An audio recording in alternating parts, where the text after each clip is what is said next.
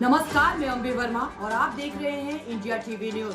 तो चलिए आगे बढ़ते हैं कुछ खास खबरों की ओर। बिहार के नेता प्रतिपक्ष तेजस्वी यादव के द्वारा प्रेस वार्ता की गई और उन्होंने कहा कि 15 अगस्त से बेरोजगारी दूर करेंगे और नौकरी की प्रक्रिया शुरू करेंगे। आने वाले रक्षाबंधन में करीब बहनों को 1 लाख देने का वादा करते हैं।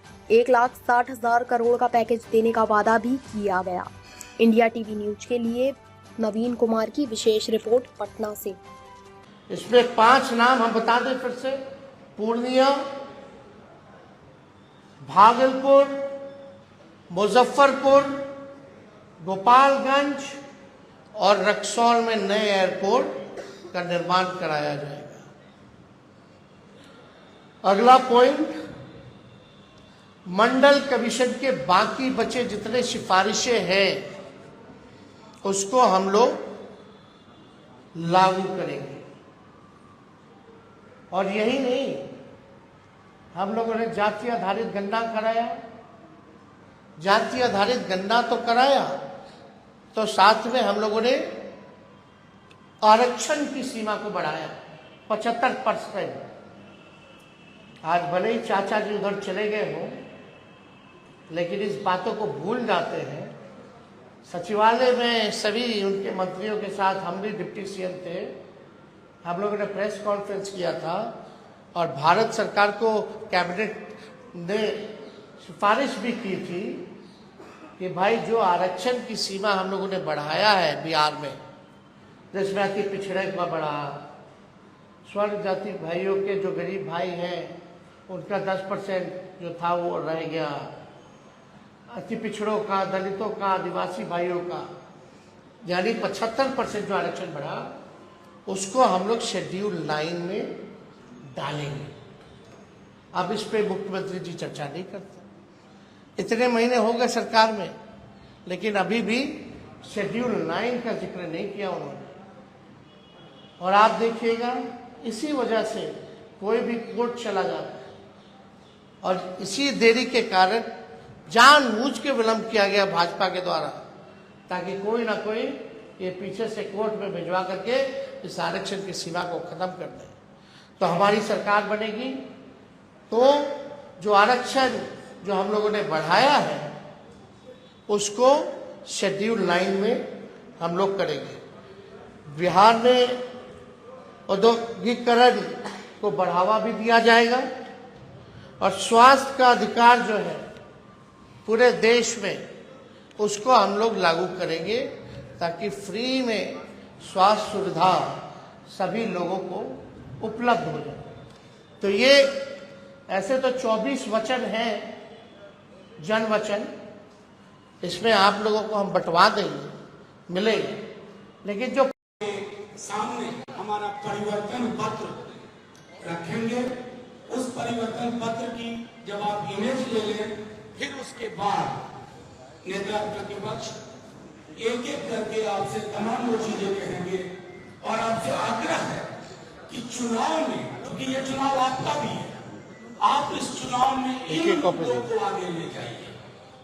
उन मुद्दों को नहीं जो आसमानी है, जो जमीन के वो मुद्दे हैं, उस पर बात हो।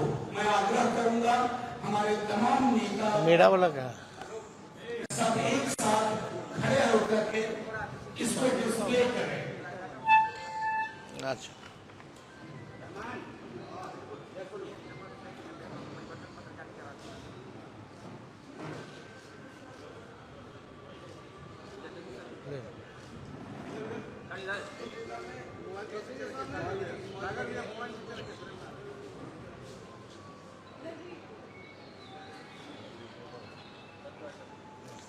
चल मैं आग्रह करूंगा अपने नेता प्रतिपक्ष तेजस्वी जी से एक एक मुद्दे को लेकर आपको संबोधित करें और चुनाव में जो हमारा विषय है, जो बिहार का विषय है, उसी पर बात हो और किसी विषय पर नहीं। सभी हमारे पत्रकारगण, इलेक्ट्रॉनिक, प्रिंट और जितने हमारे यूट्यूबर्स, पोर्टल मीडिया के साथी हैं, आज जैसा मनोज झा जी ने बताया कि सुबह सुबह आज हम लोगों ने परिवर्तन पत्र हम लोगों ने रिलीज किया है। यानी 24 में 24 जन वचन हम लोग लेकर के आए हैं और जो 24 जन वचन है ये हमारा कमिटमेंट है, प्रण है, जिस चीज को, जिस जिम्मेवारी को हम लोग पूरा करेंगे। और बहुत ही महत्वपूर्ण बातें हैं इसमें, जिससे बिहार देश के हमारी जनता का भला कैसे हो, बिहार की तरक्की कैसे हो, विकास कैसे हो। और हम लोग जब कोई बात कहते हैं तो उसको करके दिखाते हैं। हम लोगों ने 20 में जो जो मुद्दे लाए उस सारे मुद्दों को 17 महीने में हम लोगों की कोशिश रही कि सारे मुद्दे को हम लोग पूरा करें। हालांकि 2-4 सीट से हम लोग कम रह गए थे सरकार में, लेकिन जब भी 17 महीने हमको मौका मिला, जिस परिस्थिति में जो हमारा कमिटमेंट था, प्रण था, उसको हम लोगों ने पूरा किया। आप देखेंगे 17 महीने में जो देश में कहीं नहीं हुआ था, 2-4 चीजें वो हम लोगों ने बिहार में 17 महीने में करके दिखाया। 5 लाख नौकरी, सरकारी नौकरी हम लोगों ने दिया। देश में किसी भी राज्य में इतने बड़े पैमाने पे किसी को नौकरी नहीं दी। हम लोगों ने जाति आधारित गणना कराया और आरक्षण की सीमाएं जो है 75% हम लोगों ने किया था।